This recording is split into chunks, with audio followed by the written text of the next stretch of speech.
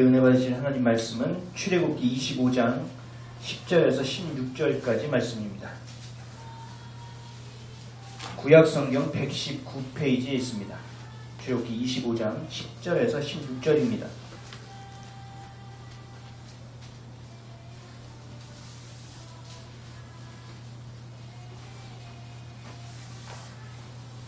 우리 찾으신 줄 알고 우리 함께 읽도록 하겠습니다. 시작.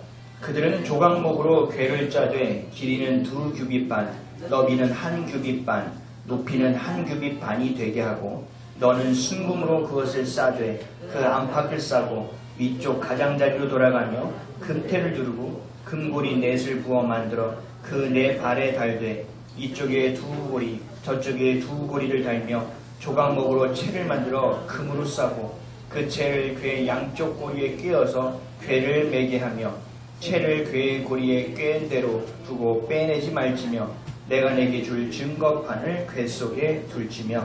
아멘. 잠시 기도하겠습니다.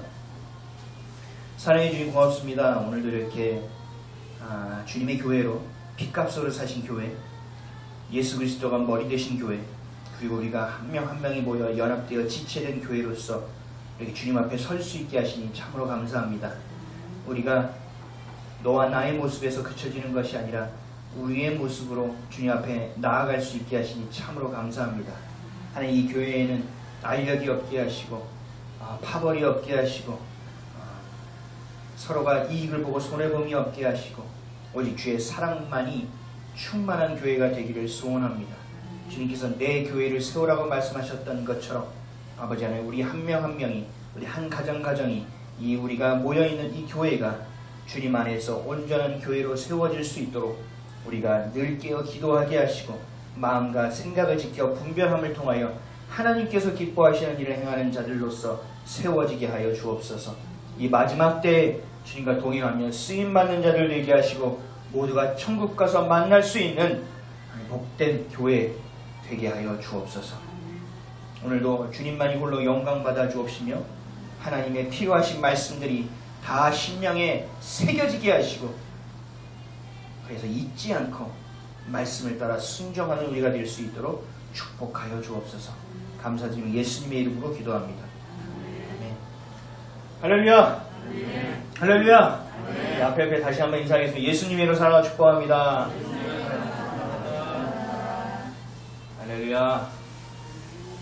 한 주간 수고 많으셨습니다.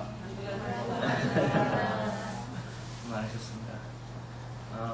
여러분 다 한 분 한 분이 귀하지만 우리 승재와 우리 강윤이가 너무 귀한 것 같아요. 이 나이대에 이렇게 교회에 나와 앉아있는 것 자체가 참으로 소중한 것이 지금의 시대입니다.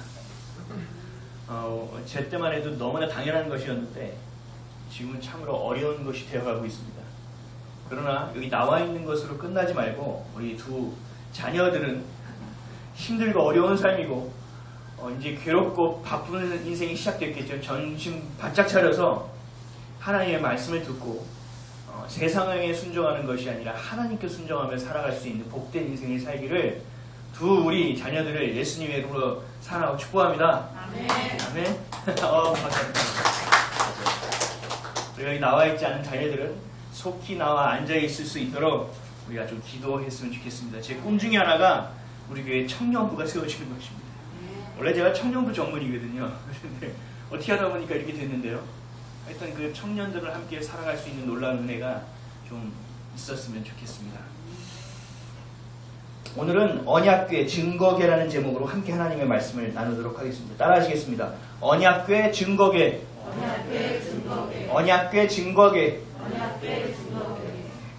출애굽기 65번째 시간입니다. 성막에 대해서 하나님의 말씀을 살펴보고 있습니다. 그렇죠? 제가 토요일마다 그 전주의 설교를 링크를 보내드리잖아요. 그게 조회수 올리려고 하는 게 아닌 거 아시죠? 여러분 여기서 올려봐야 뭐 거기에요. 중요한 건 우리의 말씀은 강의 설교이기 때문에요. 이게 계속 이어지려면 여러분들이 숙지하고 오셔야 돼요. 그리고 이 강의 설교를 통해서 하나님이 주신 말씀을 이 조목조목하게 우리가 집중해서 가기 위해서는 그 말씀에 계속 듣고 깨어 있어야 돼요. 좀 사실은 시간 되실 때마다 우리 교회 설교뿐만 아니라 좀 다른 교회의 설교도 좀 들어보시고, 그리고 저한테 물어보세요. 이 목사님 거 들어주세요. 이건 꼭 물어봐 주시기 바랍니다. 하도 희한한 것이 많아서. 그리고 찬양도 많이 들으시고 또 찬양도 많이 부르시고 좀 하셔야 되거든요. 그래서 토요일날 드리고 기도 부탁드릴 때는 좀 우리가 함께 집중해서 예배를 좀 준비했으면 좋겠습니다. 여러분 달라질 거예요. 많이 달라질 것이고요. 많이 새로워질 거예요. 좀 기대하면서 기도해 보셨으면 좋겠습니다. 성막은 죄로 얼룩져서 하나님을 만날 수 없는 우리들로 하여금 하나님이 만나 주시겠다고 약속하신 장, 열어주신 장, 그 만남의 장, 그것이 하나님의 집이라고 우리는 이야기했습니다. 죄가 없던 에덴 동산 시절에는 마음껏 만났죠. 그리고 울타리도 없이 마음껏 누렸죠. 하지만 죄로 인해서 지금 하나님과 단절된 우리는 그럴 수 없다는 거죠. 하지만 하나님은 이스라엘 민족을, 백성을 버리지 아니하시고 하나님의 자녀를 버리지 아니하시고 긍휼히 여겨주셔서 언약을 맺어주셨어요. 그 시내산에서 언약을 맺어주시고 나서 바로 하신 일이 바로 함께 살아갈 집, 만날 수 있는 장을 열어주신 것입니다. 그래서 이 언약을 지킬 때 나는 너희의 하나님이 될 것이고 너희 나의 백성이 될 것이다. 너희가 이 언약 안에 있을 때 나는 너희의 아버지가 될 것이고 너희는 나의 자녀가 될 것이다 라고 분명하게 약속해 주신 그 시작점이 바로 성막이라는 것입니다. 성막으로 시작돼서 이제는 광야 시대였기 때문에 이동을 했기 때문에 성막이었지, 이제 왕정시대 가나안 약속의 땅으로 들어가서 그 성막은 성전으로 바뀌었습니다. 하지만 그 성전을 무시하고 하나님을 온전히 섬기지 않았을 때 하나님은 그것을 무너뜨리셨고 영혼을 향한 영원한 성전이 되어주신 예수 그리스도를 우리에게 보내주시겠다고 약속하셨죠. 그리고 예수 그리스도가 우리에게 오셨고 그 죄로 인하여 죽으셨고 그리고 부활하시고 승천하심으로 인하여 우리에게 보혜사 성령님이 와주실 수 있었다는 거죠. 그래서 성령님이 와주신 곳이 교회가 되었고 그것이 오늘날의 성막이 되었다는 것입니다.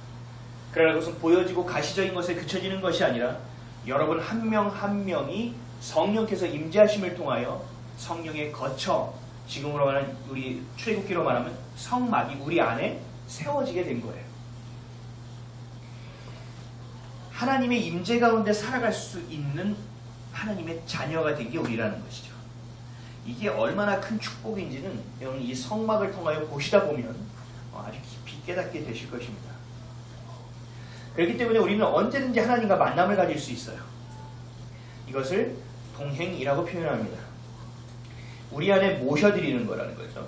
그래서 우리는 하나님의 자녀가 될 수 있는 것이고 하나님의 자녀의 권세로서 살아갈 수 있는 것이 바로 우리의 정체성이 되어야 한다는 것입니다. 결국 성막과 성전은 우리의 영원하신 성전인 성막이 되어주실 수 있는 주시는 그 예수 그리스도가 이 땅에 오시기 전까지의 만남의 장소인 것이고, 그리고 예수 그리스도가 이 땅에 오셨다가 이제 가시고 나서 다시 돌아오실 것이잖아요. 그 다시 돌아오시기 전까지의 만남의 장소는 바로 교회가 되는 거죠. 이 모든 것의 중심은 예수 그리스도가 계십니다. 그래서 성막은 예수 그리스도를 예표하는 거예요. 예표라는 말이 어렵죠. 보여주는 거예요. 성막을 통하여 예수 그리스도가 누구인지를 우리에게 미리 보여주셨다는 얘기예요.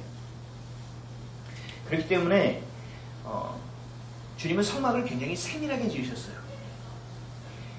그리고 그 모든 만든 그 보석과 그 하나하나의 그 사이즈까지도 예수 그리스도를 이해하지 못하고 예수 그리스도를 안경을 끼고 보지 않으면 이해하지 못하게끔 되어 있어요. 왜요? 예수 그리스도를 보여주는 것이기 때문에.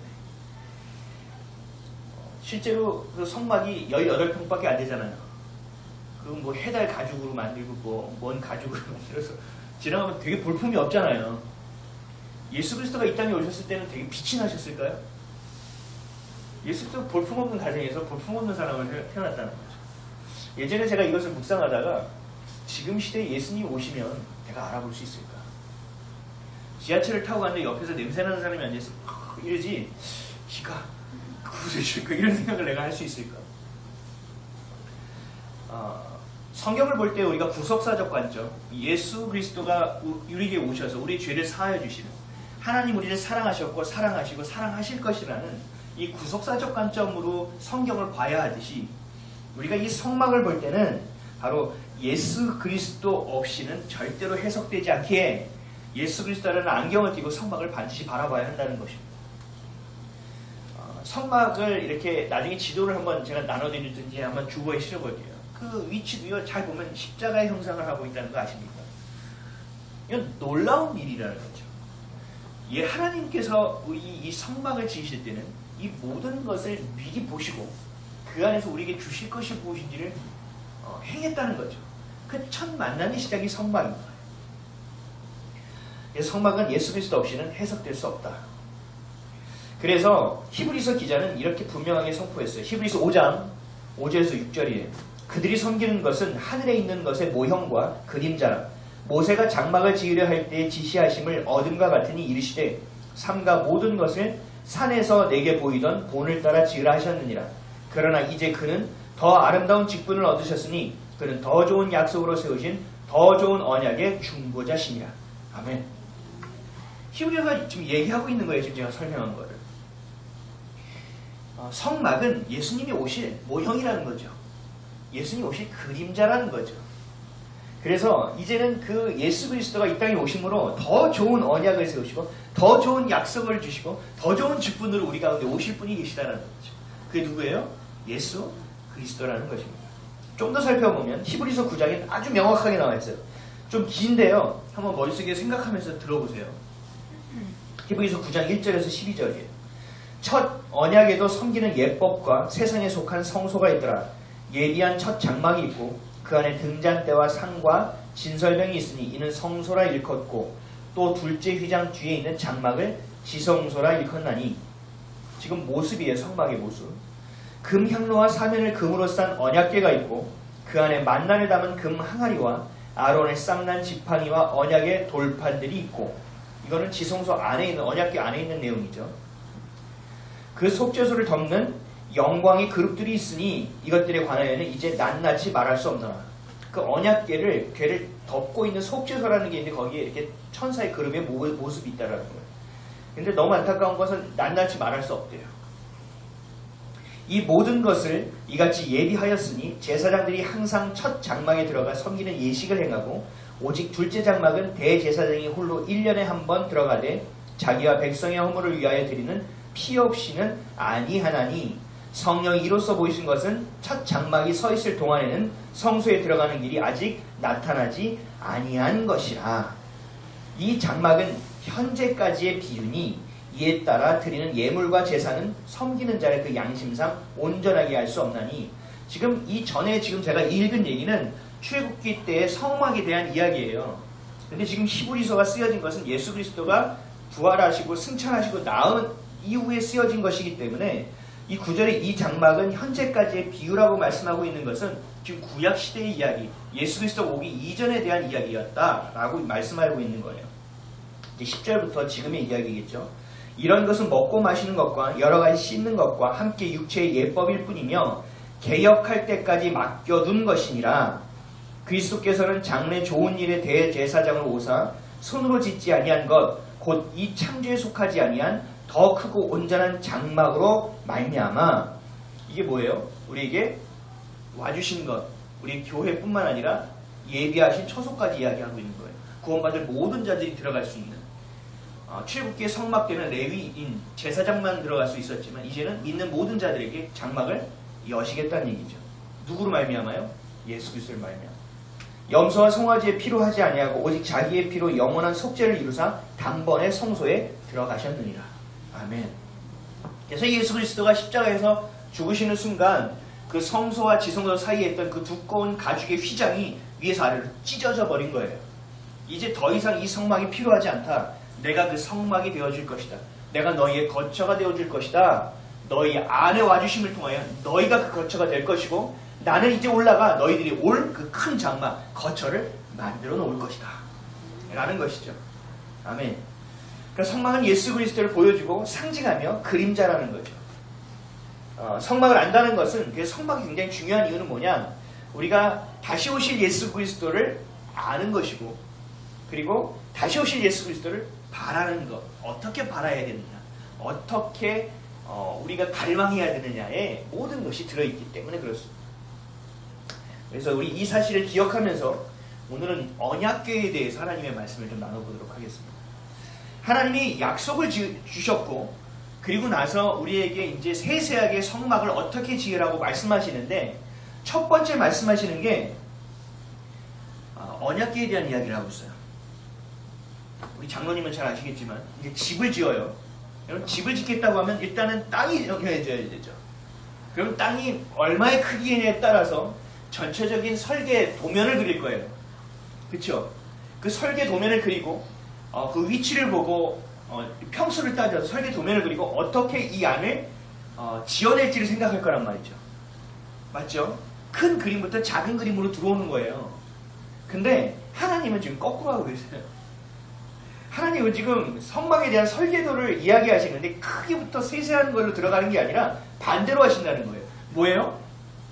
성막을 짓기 전에 성막과 또 성소, 뜰 성소, 지성소, 그 지성소 안에 있는 언약궤부터 얘기하시는 거예요. 완전히 거꾸로 얘기하고 계시다. 왜요? 이 성막은 언약궤 때문에 존재하는 거라는 거예요. 그래서 가장 중요한 것을 먼저 말씀하고 있는 거예요. 그래서 이 언약궤는 이 성소, 성막 안에서 가장 중요한 겁니다. 그럼 이 언약궤를 어떻게 만드시는지 한번 볼게요. 우리 이것부터 해야 돼요. 오늘 제목이 뭐였죠? 언약궤 증거궤였죠. 원래 하나 더 들어가야 돼요. 법궤. 언약궤와 증거궤와 법궤는 똑같아요. 똑같은 말이에요. 여러분 자꾸 헷갈리시죠? 제가 얘기했죠.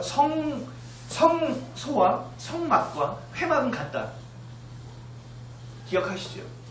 물론 그 안에 의미들이 조금씩 달라요. 그러나 그 모양은 똑같다는 얘기예요. 이건 뭐냐면 하나님이 주신 그 두 돌판, 그 언약을 담아놓는 상자, 이게 궤예요. 그냥 상자라는 얘기예요. 언약궤가 있잖아요. 그 궤를 하려면 상자가 있어서 뭔가 넣어놔야 될 거 아닙니까? 그게 바로 언약궤, 증거궤, 이 법궤라는 거예요. 오늘 보면 10절에서 13절 다 같이 한번 읽어볼까요? 그 법궤에 대한 얘기입니다. 다 같이 읽겠습니다. 시작. 그들은 조각목으로 궤를 짜되 길이는 2규빗반, 너비는 1규빗반, 높이는 1규빗반이 되게 하고, 너는 순금으로 그것을 싸되 그 안팎으로 싸고 위쪽 가장자리로 돌아가며 금태를 두르고 금고리 넷을 부어 만들어 그 네 발에 달되 이쪽에 저쪽에 두 고리를 달며 조각목으로 채를 만들어 금을 싸고. 아멘.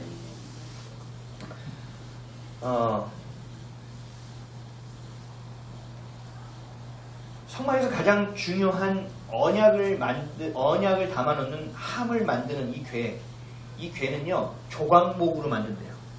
조각목은 뭐냐면요, 광야에서 자라는 흔히 볼 수 있는 아카시아 나무과의 나무예요. 되게 어려운 걸 얘기하신 게 아니고 근처에서 배워올 수 있는 나무를 얘기하신 거예요. 이거는 하나님이 우리와 친숙한 것을 가지고 하시겠다는 얘기예요. 하나님은 우리가 늘 친밀한 것을 원하신다는 얘기예요. 하나님은 우리에게도 너 뭐 대단해서 나오려고 하지 말고 그냥 네 있는 그대로 나오라는 얘기예요. 그 마음도 하나님의 마음도 볼 수 있어요.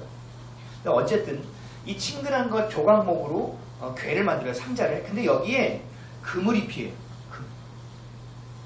이야, 하나님 금 되게 좋아하시는구나. 야, 이것도 금으로 만들고 저것도 금으로 만들고, 와, 하나님 역시 금 귀한지는 아시네. 아니요. 하나님은 여러분처럼 금을 좋아하시는 게 아니고요. 하나님의 임재하시는 장소이기에 찬란한 것, 빛나는 것을 찾다 보니 금이 된 거예요. 그 금을 통해서 하나님의 임재 안에서 그 찬란하게 빛나는 존재를 상징하는 거기 때문에 금으로 한 거예요. 그래서 중요한 것은 궤가 아니라 언약이죠. 그래서 금으로 만들었다, 뭐로 만들었다가 중요한 것이 아니라 그 안에 있는 언약이 중요한 거예요. 그러니까 우리에게 적용하면 이런 게 돼요. 금으로 만들었다, 뭐 이게 중요한 것이 아니라 우리에게 하나님의 말씀을 주셨어요. 성경 말씀을.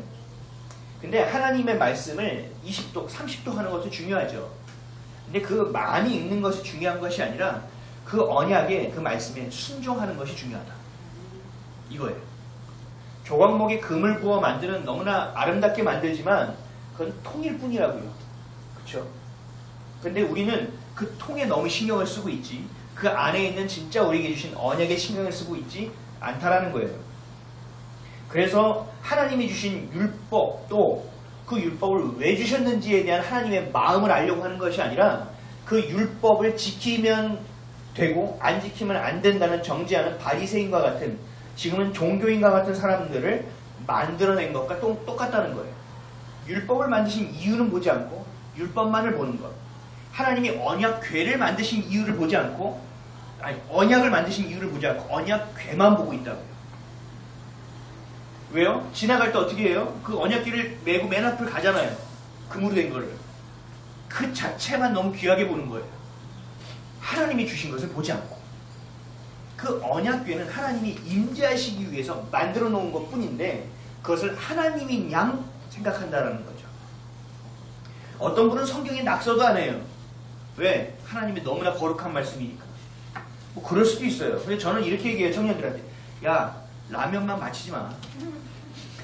라면, 냄비만 바치지 마. 왜? 이것이 중요한 것이 아니라 이 안에 주신 말씀이 중요한 것이고 이 말씀을 네가 믿고 순종하고 따르는 것이 중요한 것이지 이 자체가 중요한 것이 아니다. 라는 거죠. 근데 이 지금의 한국교회는 보여주는 것이 중요하고 그 율법이 되는 것이 중요하기 때문에 누가 무슨 시험에 들고 뭐가 잘못만 되면 뭐라고 얘기해요? 죄를 지었을 거야. 회개해요. 하는 것이 전부의 색깔과 분위기가 되어져 버렸다는 것이죠. 우리가 욥기를 보면 하나님이 욥이 잘못해서 이런 모든 시험과 어려움을 주셨나요? 아니에요. 하나님은 그렇게 단순하신 분이 아니에요. 내가 생각하는 틀에다가 하나님을 맞춰가지고 이러고 있어요. 우리는. 하나님 그런 분이 아니라는 거죠. 하나님과의 관계가 중요하고 하나님과의 친밀함이 중요하고 단 한마디 내 안에 선한 것이 없어도 그 단 한마디의 진실함과 정직함의 고백이 중요하다는 사실이에요. 이게 하나님이 원하시는 모습이라는 거죠. 하지만 그것을 싸고 있는 괴만 신경 쓰다 보니까 망하는 거예요. 지금 한국교회가 굉장히 참담합니다. 제가 며칠 동안 답답해서 잠도 못 자겠고 화도 나고 이제 나라에서 이런 얘기까지 하니까 막 여기까지 막 북받쳐 올랐는데 또 인터넷에 보면 또 나름대로 깨어있다는 목사들이 또 희한한 얘기들을 하고 있어서 막 화가 나고 막 짜증이 나더라고요. 그래서 제가 열받아서 처음으로 댓글을 막 달았어요. 그런 말 하지 마. 지금이 그럴 때야?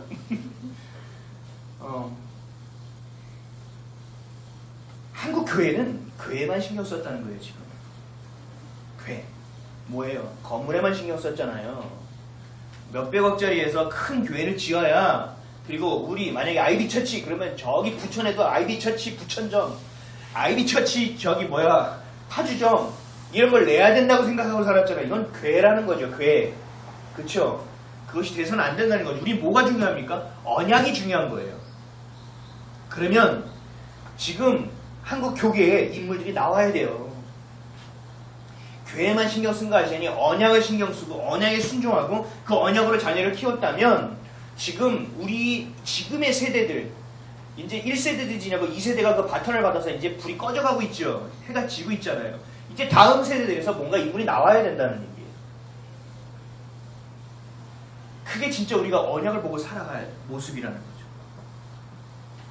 우리 수준을 돌아봐야 돼요. 야, 이것밖에 안 됐구나. 야, 이게 전부였구나.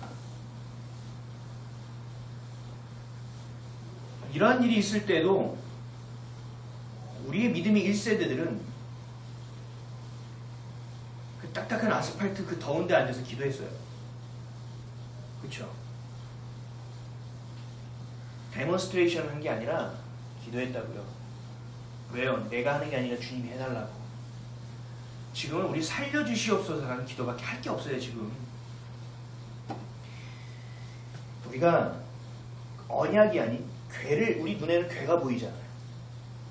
그래서 자꾸 그것을 신경 쓰게 돼요. 근데 이것을 경계해야 된다. 경계해라. 그래서 이런 열매로 이스라엘 백성이 언약궤를 뺏겼던 적이 있어요. 기억하십니까?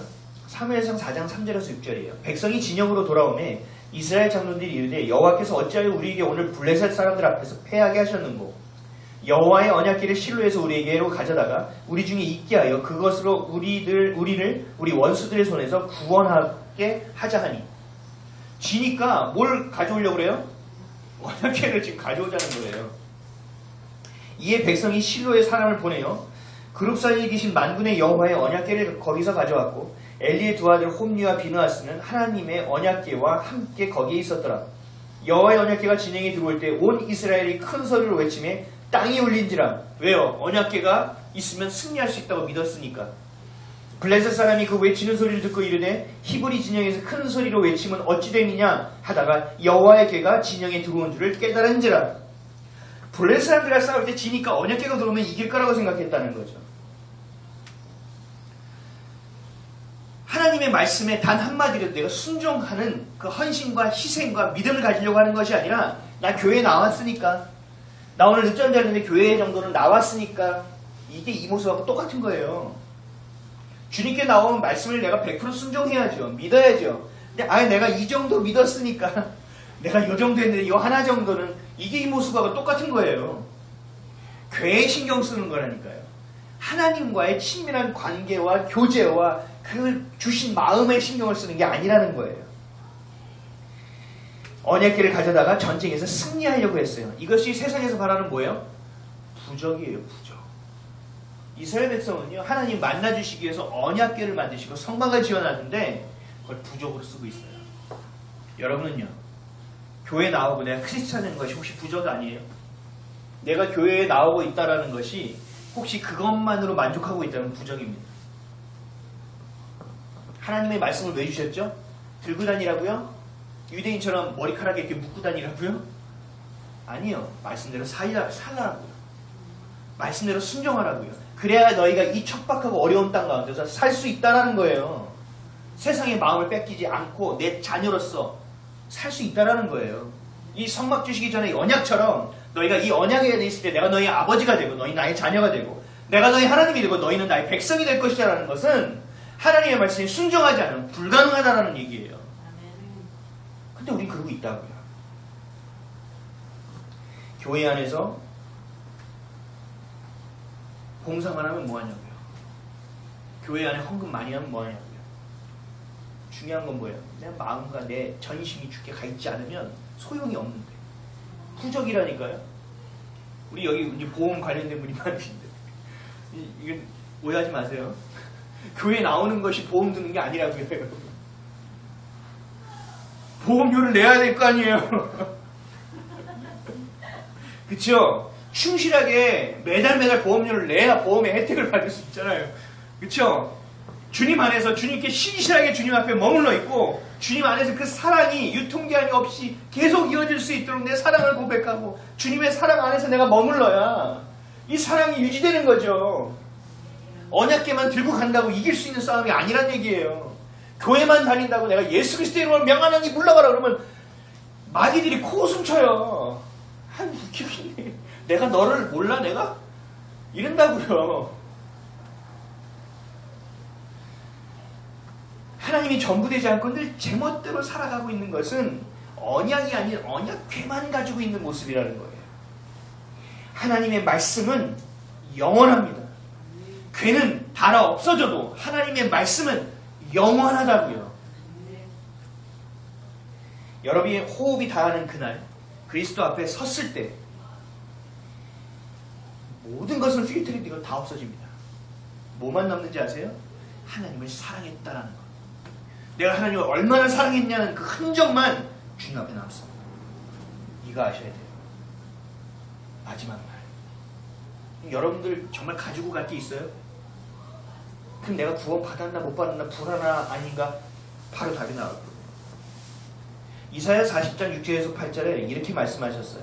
말하는 자의 소리여 이르되 외치라. 대답하되 내가 무엇이라 외치리까 하니 이르되 모든 육체는 풀이요 그의 모든 아름다움은 들의 꽃과 같으니 풀은 마르고 꽃은 시듬은 여호와의 기운이 그 위에 붐이라. 이 백성은 실로 풀이로다. 풀은 마르고 꽃은 시드나 우리 하나님의 말씀은 영원히 서리라. 아멘.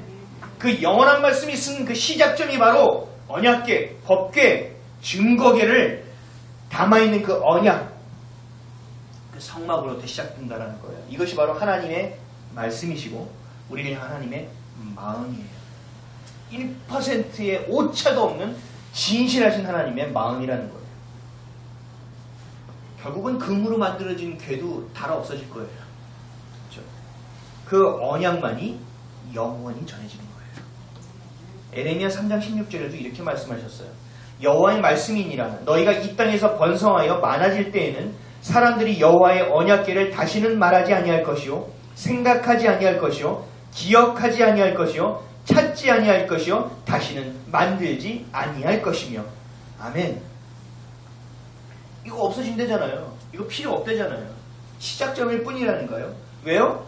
말씀이 육신이 되어 예수 그리스도가 이 땅에 오실 것이니까 상관없다라는 거예요.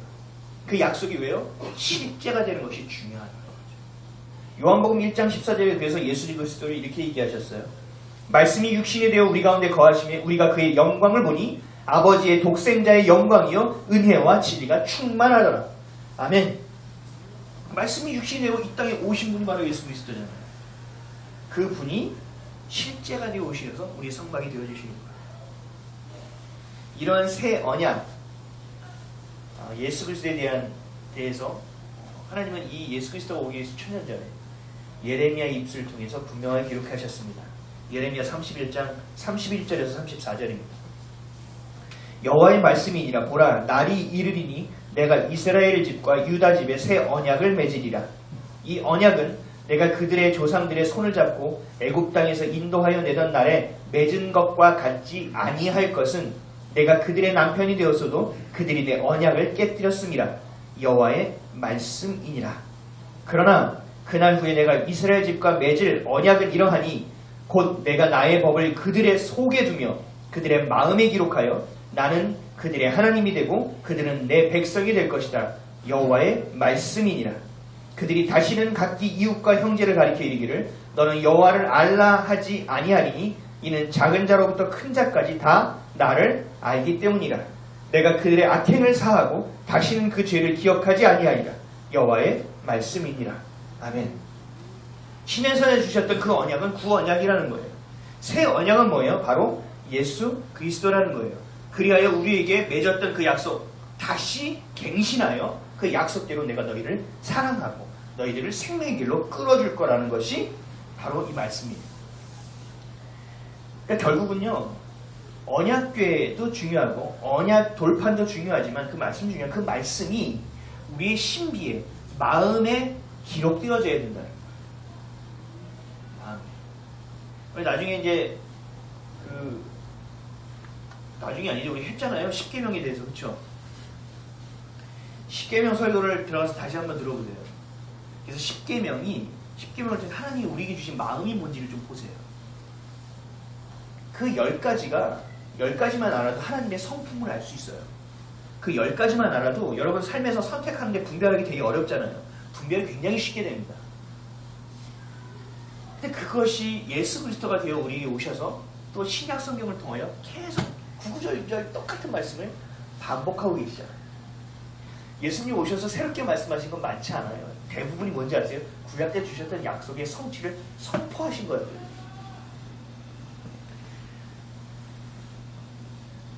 혹시 여러분들은 그 새 언약을 마음에 새기고 삶의 모든 것이 되고 있는가? 아니면 언약궤만 들고 다니는 바리새인과 같은 종교인으로 살아가고 있는가? 성령이 우리에게 주신 생명의 법으로 이 땅에서 그리스도의 생명으로 살아가고 있는가? 아니면 내가 원하고 내가 취하기를 생각하고 보기에 좋은 것을 따라 살아가고 있는가? 사도 바울은 이거에 대해서 이런 답을 줍니다. 로마서 8장 1절에서 11절이에요. 잘 들어보세요. 자장가가 아니라는 건 아시죠? 그러므로 이제 그리스도 예수 안에 있는 자에게는 결코 정죄함이 없나니 이는 그리스도 예수 안에 있는 생명의 성령의 법이 죄와 사망의 법에서 너를 해방하였습니다.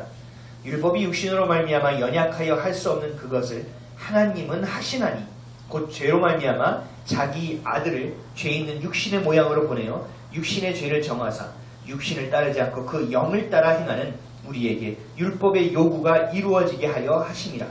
육신을 따르는 자는 육신의 일을 영을 따르는 자는 영의 일을 생각하나니 육신의 생각은 사망이요 영의 생각은 생명과 평안이니라. 육신의 생각은 하나님과 원수가 되나니 이는 하나님의 법에 굴복하지 아니할 뿐 아니라 할 수도 없음이라. 육신에 있는 자들은 하나님을 기쁘시게 할 수 없느니라. 만일 너희 속에 하나님의 영이 거하시면 너희가 육신에 있지 아니하고 영에 있나니 누구든지 그리스도의 영이 없으면 그리스도의 사람이 아니라. 또 그리스도께서 너희 안에 계시면 몸은 죄로 말미암아 죽은 것이나 영은 의로 말미암아 살아있는 것이니라. 예수를 죽은 자 가운데서 살리신 이의 영이 너희 안에 거하시면 그리스도 예수를 죽은 자 가운데서 살리신 이가 너희 안에 거하시는 그의 영으로 말미암아 너희 죽을 몸도 살리시리라. 아멘. 되게 놀라운 말씀이에요. 그 새 언약을 내 신비에 품고 우리에게 보내주신 그 성령님을 내가 인정함으로 그의 말을 따르고 그의 법도와 규례와 율례를 내 삶의 기준으로 삼아 진리로 삼아 살아간다면 나는 육신의 것을 도모하지 않고 살아갈 수 있대요. 근데 우리는 얘기하죠. 야, 믿음 갖는 게 쉬운지 알아? 교회 다니는 게 쉬운지 알아? 이거 하지 마라, 저거 하지 마라, 이거 하지 마라, 저거 하지 마라. 이게 얼마나 어려운 일인데 내가 하니까 어렵죠. 뭐라고 말씀하셨어요? 하나님은 하시나니 내 안에 있는 주권을 성령님께 온전히 내어드리지 않고 내가 주인된 상태에서 불가능하다는 얘기예요. 신앙생활이 늘 어려운 거예요. 늘 힘들고. 그렇지 않다니까요. 예수를 그리스도로 믿고 내 안에 주인을 성령으로 모셔드리고 그분께 의탁하고 우리가 모든 것을 배우고 말씀대로 살아가잖아요. 힘든 것처럼 느껴져요. 왜요? 내 눈에 보이지 않고 손에 잡히는 게 없으니까. 그러나 살아계신 하나님이 역사하셔서 그것을 돌이키신다니까요. 못 사는 것을 잘 살게, 이런 차원이 아니에요, 여러분. 내 영이 죽을 수밖에 없는 내 영을 끄집어 살려내시고 내 육신도 문드러질 내 육신도 일으켜 살리실 수 있다고 얘기하시는 거예요. 우리의 생각의 차원과 완전히 다르다는 얘기예요. 말씀에 순종하지 않고 복을 받으려고 해요.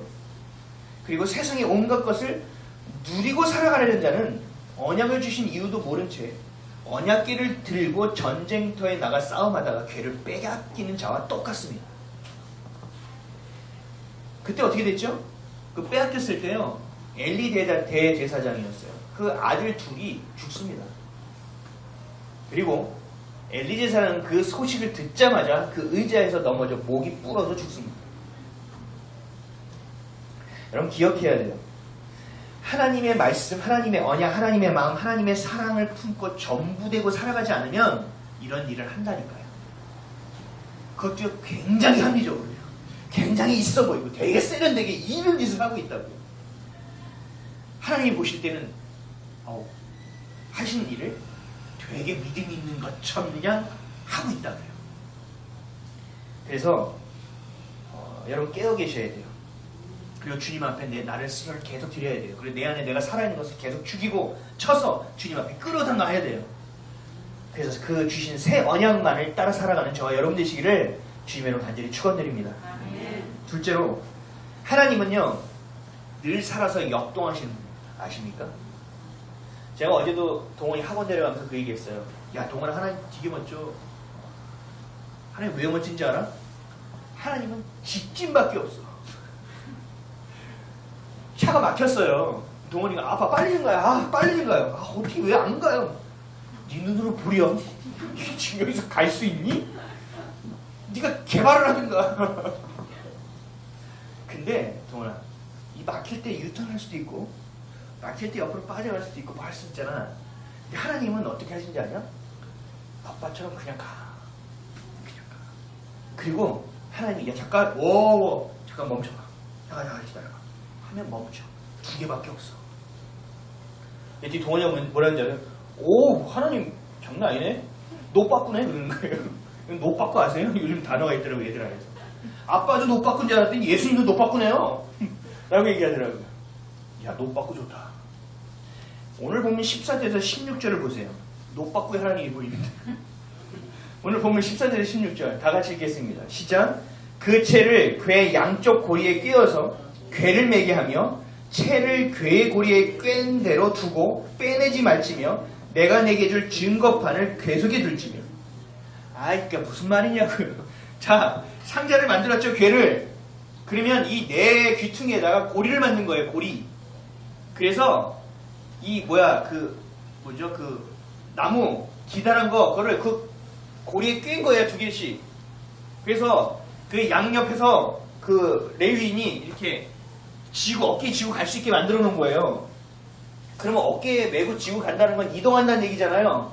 그럼 평소에는 그걸 꿰놓겠어요? 빼놓겠어요? 빼놓죠. 근데 주님이 명령하신 거예요. 빼지 말라고 그거. 왜요?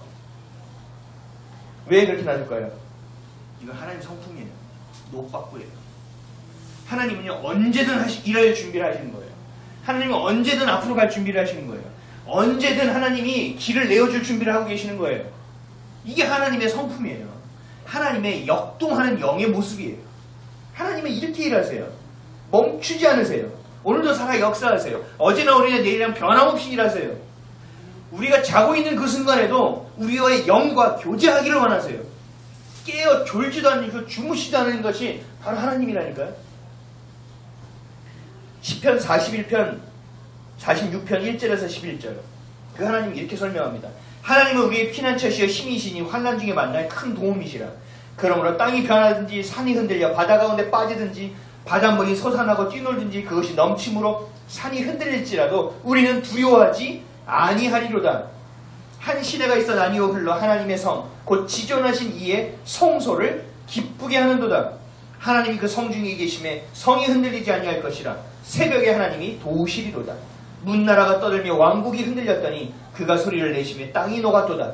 만군의 여호와께서 우리와 함께 하시니 야곱의 하나님은 우리의 피난처시로다. 와서 여호와의 행적을 볼지어다. 그가 땅을 황무지로 만드셨도다. 그가 땅끝까지 전쟁을 쉬게 하시며 활을 꺾고 창을 끊으며 수레를 불사르시는도다. 이르시기를 너희는 가만히 있어. 내가 하나님 됨을 알지어다. 내가 문나라 중에서 높임을 받으리라. 내가 세계 중에서 높임을 받으리라 하시도다. 만군의 여호와께서 우리와 함께 하시니 야곱의 하나님은 우리의 피난처시로다. 아멘.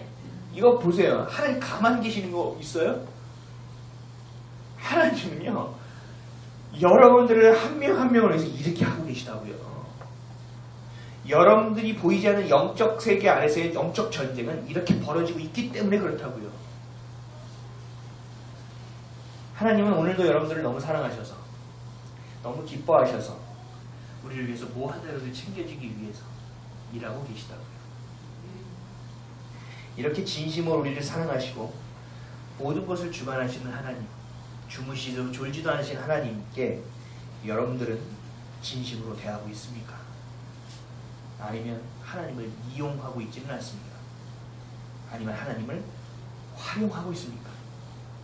아니면 그저 도움을 주는 희다리 아저씨 정도로만 여기고 계시고 있는 것은 아닙니까? 하나님은 그런 분이 아니에요. 여러분 하나님을 경험해 보시면 알 수 있어요. 말씀 하나 더 읽어볼게요. 이 하나님에 대해서 시편 139편인데 다 한번 찾아보실래요? 좀 길어서 근데 좀 다 같이 읽고 싶어요. 시편 139편이에요.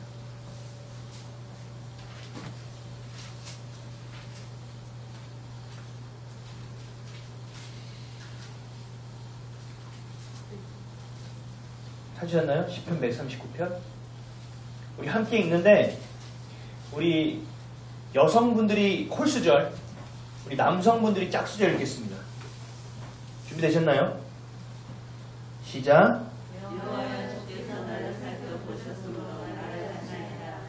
주께서 내가 안고 일어섬을 하시고 나의 모든 길과 내가 눕는 것을 살펴보셨으므로 나의 모든 행위를 잊게 하시오니 여호와여 내 말을 알지 못하시는 것이 하나도 없으시니 주께서 나의 앞뒤를 둘러싸시고 내게 안수하셨나이다. 이 지식이 내게 너무 기이하니 높아서 내가 능히 지치지 못하나이다. 내가 죄에 얼마나 어디로 가면 죄 앞에서 어디로 피하리까. 내가 하늘에 올라갈지라도 거기 계시며 소홀의 내 죄를 펼쳐라도 거기 계시니이다. 내가 새벽 달려지며 바다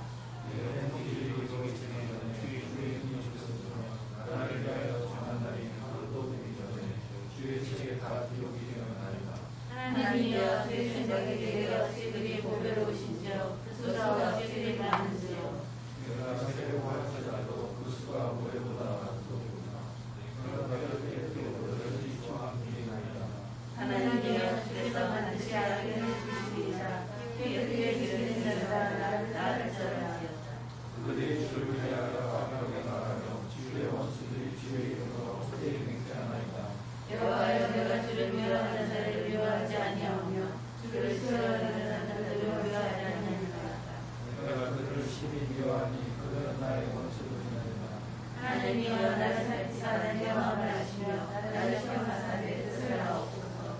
이게 무슨 악한 행위가 있나 보시고 나를 영원한 길로 인도하소서. 아멘.